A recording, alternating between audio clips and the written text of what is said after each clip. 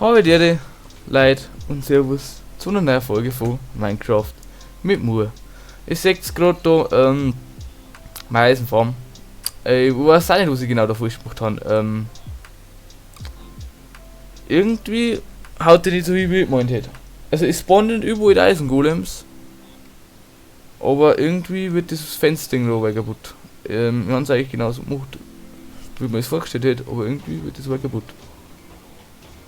Und ich seht's auch, es spawnen Eisengolems. Also beispielsweise spawnt jetzt einer da herin, weil ich da nicht alles zugebaut habe. Wenn jetzt, ja.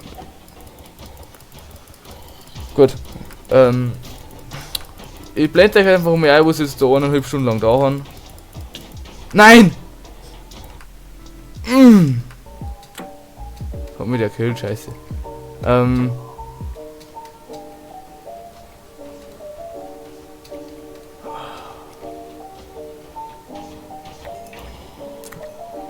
So, Name. Ich blende euch jetzt ein, was ich da 1,5 Stunden lang da haben. Und ja. Ich seht es.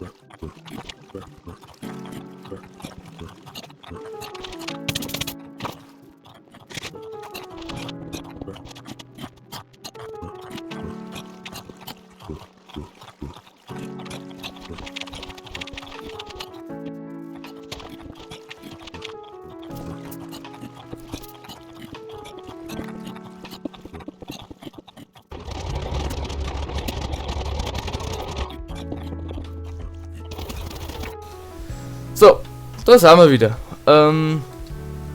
Genau.